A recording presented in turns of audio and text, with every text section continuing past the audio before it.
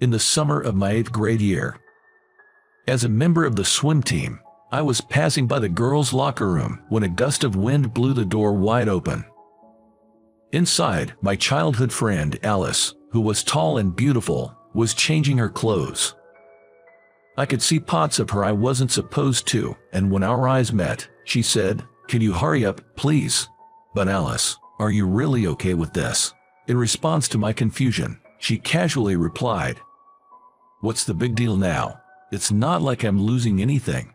Being in the presence of Alice, who showed no embarrassment, made me swallow hard.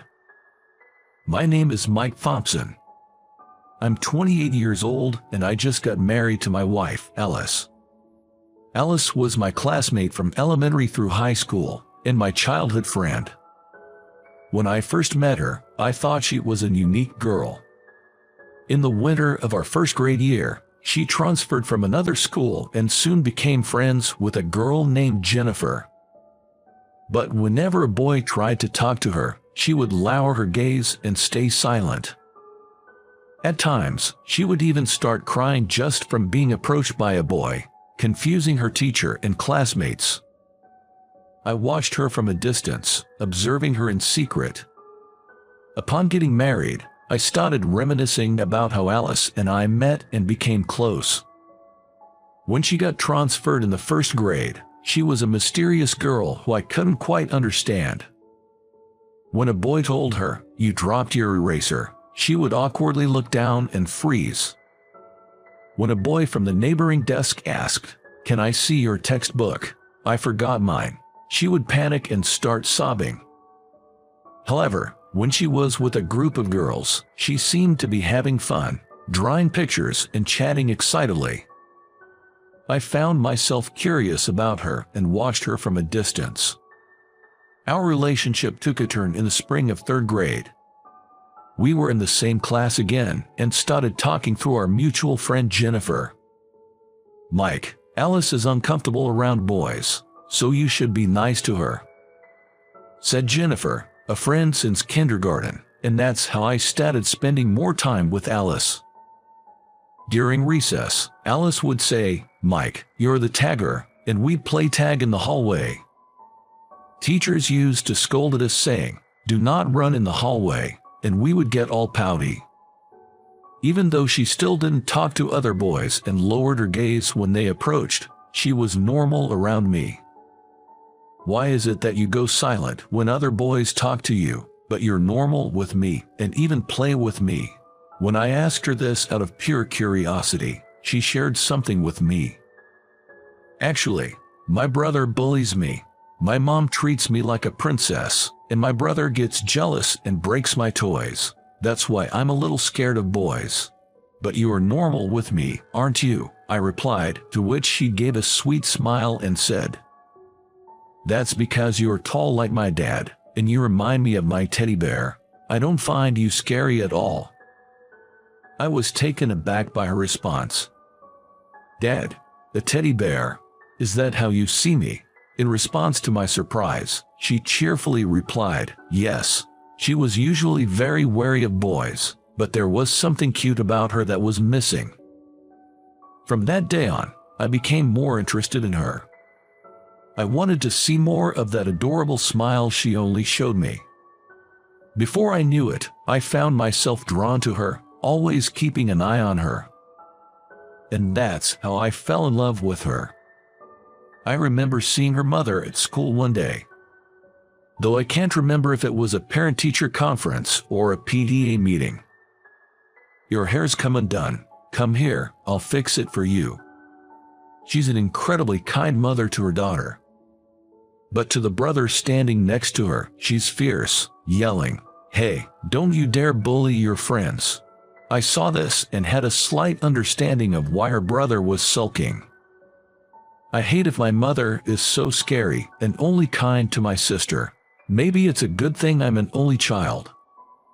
I thought this just from observing her mother. Her brother, getting scolded by their mother, would pull on Jennifer's and his sister's hair. Sometimes, he'd insult her with "you're ugly," making her cry and receiving a punch from his mother. I've seen this scene more than once. Meanwhile, I was a junior high student, secretly nursing a crush on her. She's increasingly uneasy around male students and clearly shows her discomfort when spoken to, dodging them.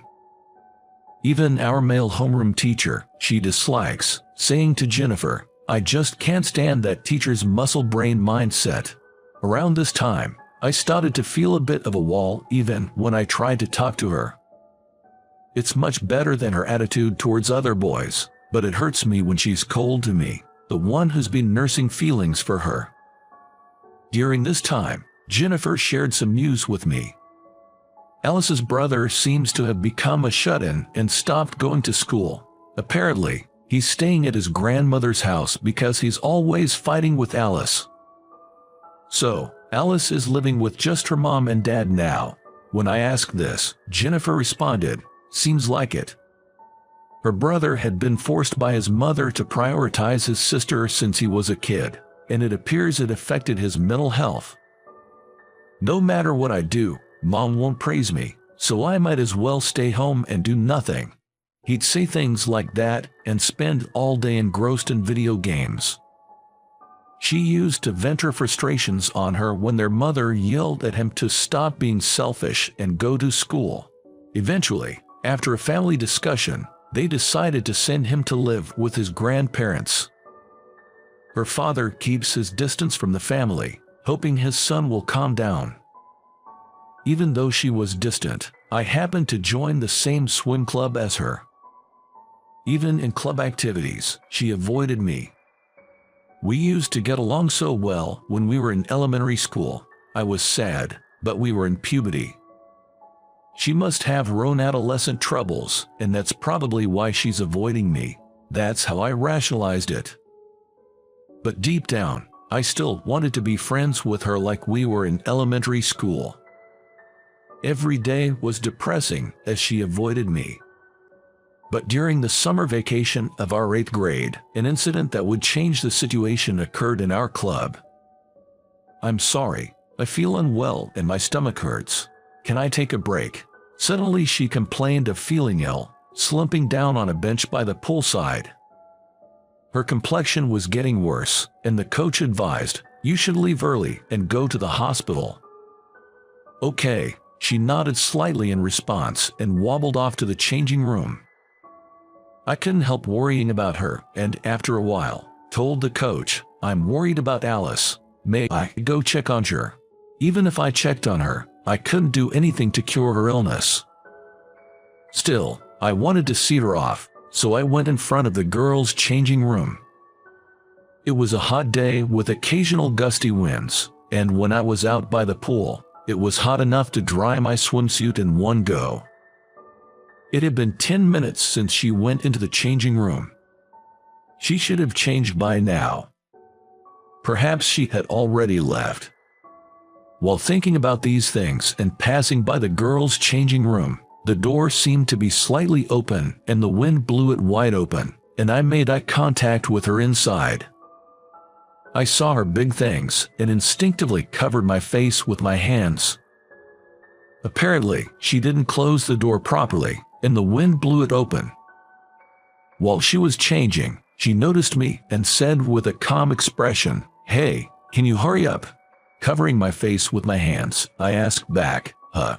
The sight of her that I had inadvertently seen earlier was replaying in my mind like a flashback.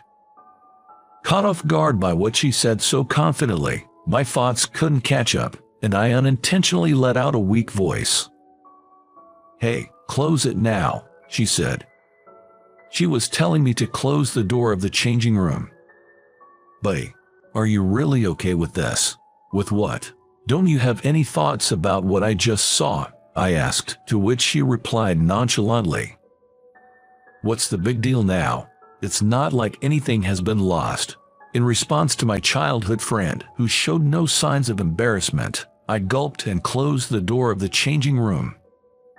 She was so matter-of-fact, without shame or caution.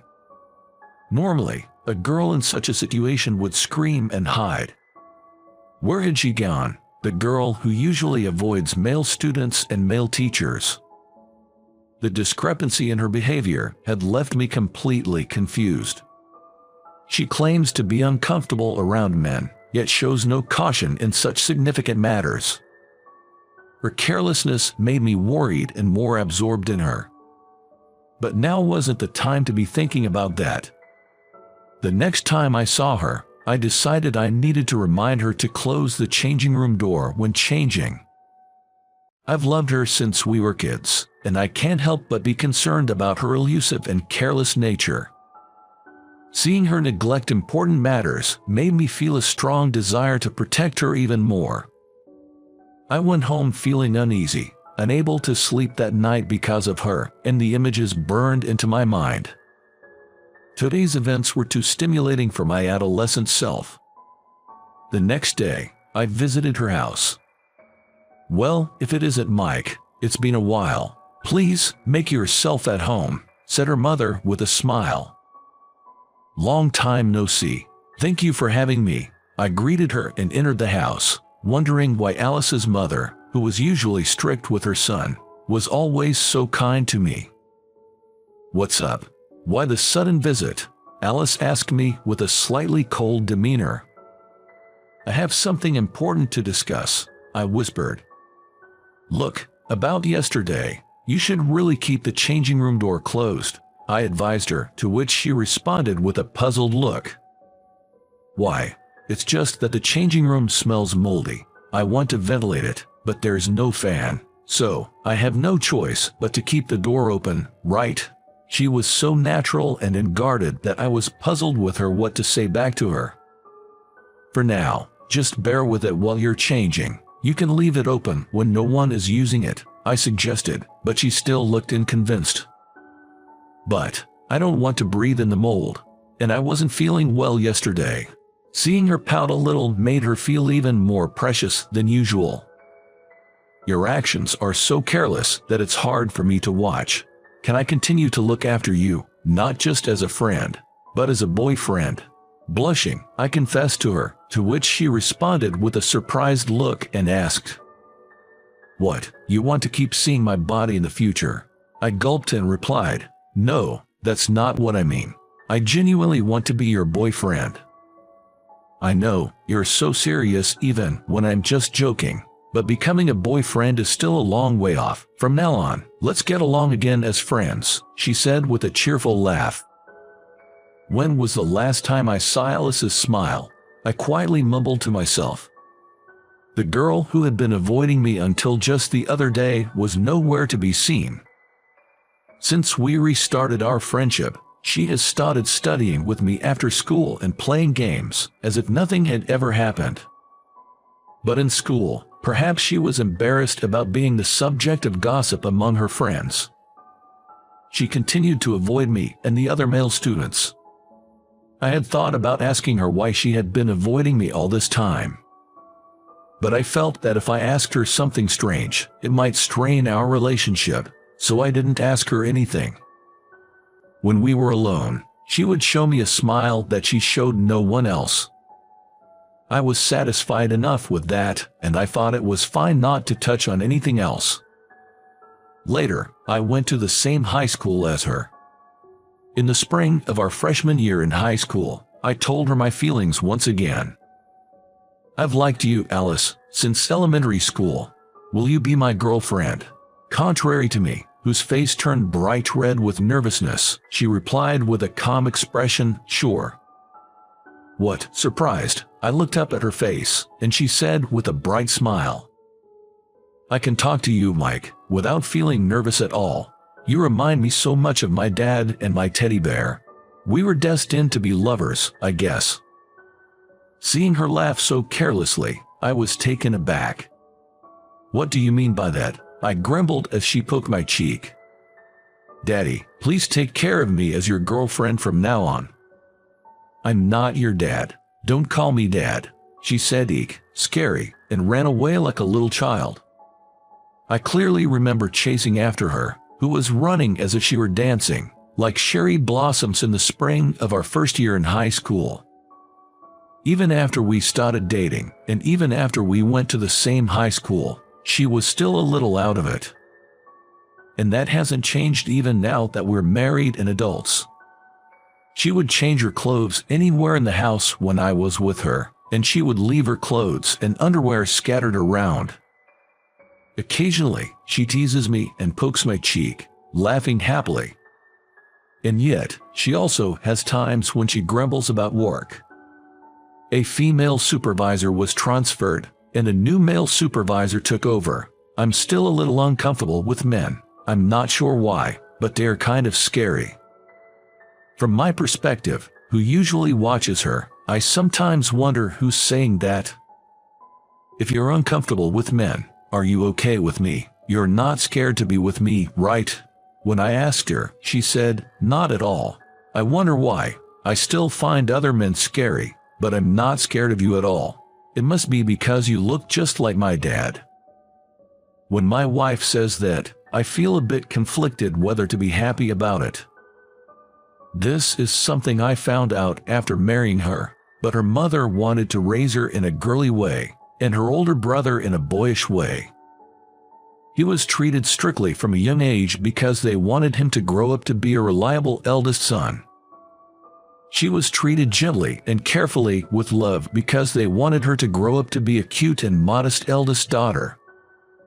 However, this resulted in he becoming a shut-in and fights between the siblings. He is now living at his grandparents' house and working in agriculture at his own pace. He seems to have calmed down since he started living with his grandparents. Her father regrets that he drove my wife and Bial into this situation because he couldn't stand up to his strong-willed wife. Her father, who is kind-hearted and a bit timid, indeed has a similar physique to mine. You're just like my real son, he said, treating me kindly. When I see him, I also feel like he's my real father. You really do look like Dad, my wife says with a laugh.